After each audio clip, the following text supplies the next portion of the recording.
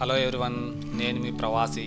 అందరూ ఎలా ఉన్నారు? ఈరోజు మా ప్రయాణం బెంగళూరు నుండి కేరళలో గల ప్రసిద్ధ పుణ్యక్షేత్రమైన కొట్టియార్ టెంపుల్కి బెంగళూరు నుండి ఎర్లీ మార్నింగ్ స్టార్ట్ అయ్యాము. మైసూర్ రీచ్ అయ్యి మైసూర్ నుండి నాగర్హోలీ టైగర్ రిజర్వ్ ఫారెస్ట్ నుండి ఎంటర్ అయ్యాము. నాగర్హోలీ టైగర్ రిజర్వ్ ఫారెస్ట్ అనేది మార్నింగ్ 6 to ఈవినింగ్ 6 మాత్రమే ఓపెన్లో ఉంటుంది. మీరు నాగర్హోలీ నుండి వెళ్తున్నారంటే ఇలాంటి ఫాగీ వెదర్ ఎర్లీ మార్నింగ్ చూడొచ్చు, డియర్స్ చూడొచ్చు, చాలా అనిమల్ స్పాట్ అవుతాయి. ఇది టైగర్ రిజర్వ్ ఫారెస్ట్. ఇక్కడ మనకు లక్ ఉంటే టైగర్స్ కనపడతాయి. చాలా ప్రశాంతంగా ఉంటుంది. రోడ్లో చాలా పీస్ఫుల్గా ఉంటుంది బ్రెయిన్కి. విత్ ఫ్యామిలీ కానీ విత్ ఫ్రెండ్స్ కానీ ఇలా వెళ్ళొచ్చు. మా లక్ ఏమంటే జర్నీ చేసే కొద్దీ దారిలో గ్రూప్ ఆఫ్ ఎలిఫెంట్స్ రోడ్ పక్కనే చూసాము. ఫస్ట్ టైం నా జీవితంలో వైల్డ్ ఎలిఫెంట్స్ ఇలా రోడ్డు పక్కన అంత దగ్గరలో చూడటము, this is the best experience in my life.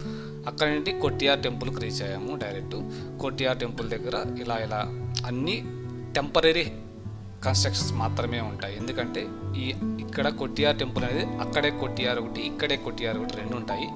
అక్కడే కొట్టియార్ అనేది సంవత్సరం మొత్తంలో ఓపెన్ ఉంటుంది. అది నదికి అవతల పక్క ఉంటుంది. ఇక్కడే కొట్టియార్ అనేది సంవత్సరంలో వైశాఖ మహోత్సవం ప్రతి సంవత్సరం మే లేదా జూన్ నెలలో 28 నుండి 29 రోజులు మాత్రమే ఓపెన్లో ఉంటుంది. అందట్టు 25 to 26 డేస్ లేడీస్కి అలౌ చేస్తారు. మేము వెళ్ళిన టైంలో ఇలా ఏనుగులతో దేవుని ప్రదక్షిణ, దేవుని దగ్గర ఏదో పూజా కార్యక్రమాలు చేశారు. నేను చాలా గుళ్ళో ఏనుగులు దగ్గర ప్రదక్షిణ చేసి చూశాను. కానీ ఇక్కడ ప్రదక్షిణ అయిపోయిన వెంటనే ఏనుగులు అలాగే వెళ్ళిపోకుండా వెనక్కి నడుచుకుంటూ రావడం ప్రత్యేకత.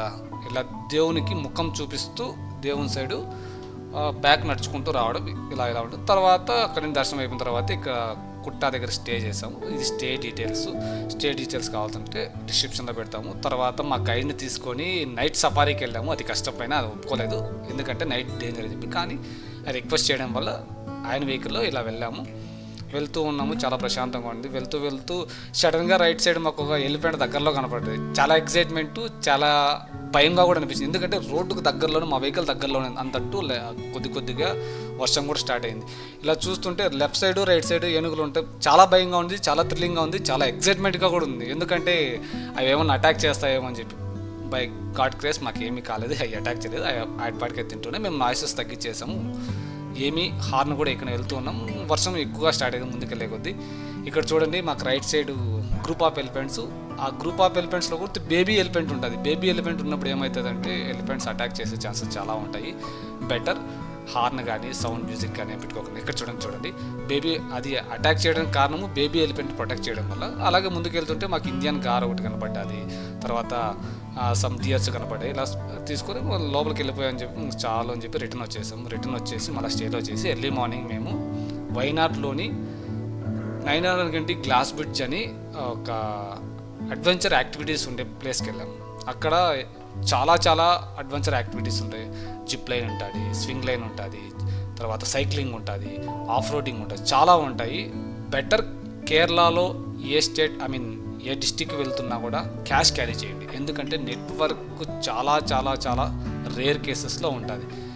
క్యాష్ క్యారీ చేశారంటే వాళ్ళకి ఇవ్వడానికి చాలా కన్వీనియంట్గా ఉంటుంది. మీకు ఎలాంటి లేట్ అవ్వకుండా పేమెంట్స్ జరిపి మీ మూవ్ ఆన్ అయిపోతూ వస్తారు. ఈ స్వింగ్ అయితే చాలా బాగుంటుంది, ట్రై చేయండి.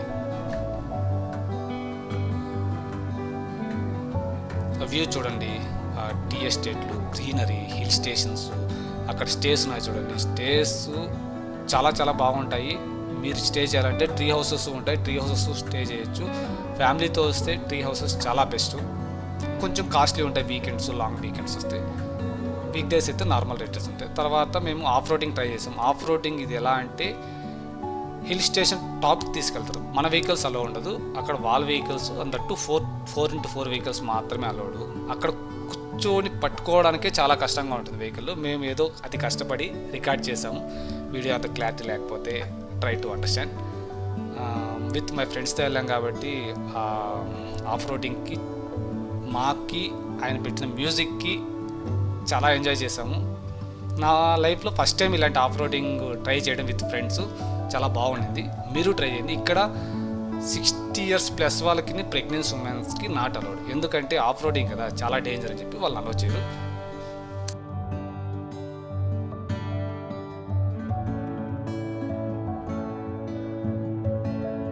ఇక్కడ కూడా క్యాష్ మాత్రమే క్యారీ చేసుకొని పోవాలా, ఎందుకంటే సిగ్నల్స్ ఏం రావు.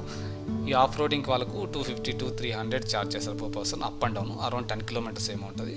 టాప్లో యాక్టివిటీస్ ఉంటాయి, చెప్పాను కదా, జిప్ లైన్ ఇలాంటివి చాలా ఉంటాయి. వాటికి మనం ఎక్స్ట్రా పే చేసుకోవాలా.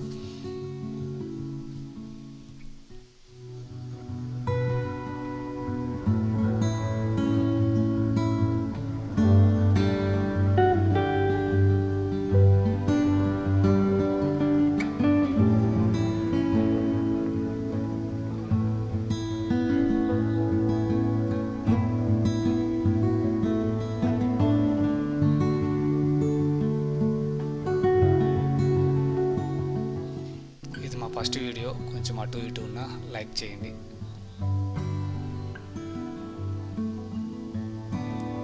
ఫర్దర్ వీడియోస్ నుండి బెటర్ కంటెంట్ ఇచ్చే కోసం ట్రై చేస్తాను.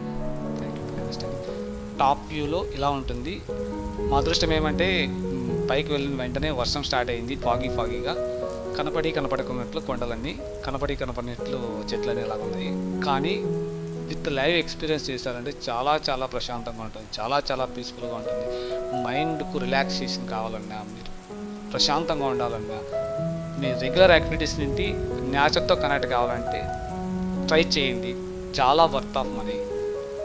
చూడండి, బర్డ్ నాయిసెస్, తర్వాత ఫ్రెష్ ఎయిర్, తర్వాత కొండల నుండి జారే జలపాతాల నాయిసెస్, ఇన్సెక్ట్స్, బర్డ్స్ సౌండ్స్, చాలా పీస్ఫుల్గా ఉంటుంది. ఇది 360 గ్లాస్ బ్రిడ్జ్ టాప్ వ్యూలో ఉంటుంది. చుట్టుపక్కల ఉన్న హిల్ స్టేషన్స్తో కంపేర్ చేసి ఇదే టాప్లో ఉంటుంది.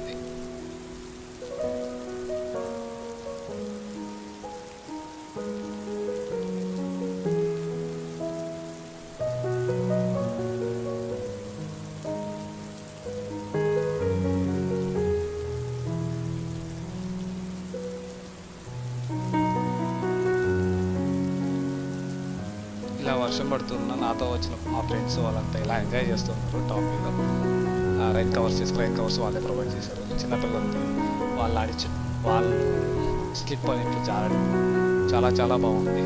ట్రై చేయండి.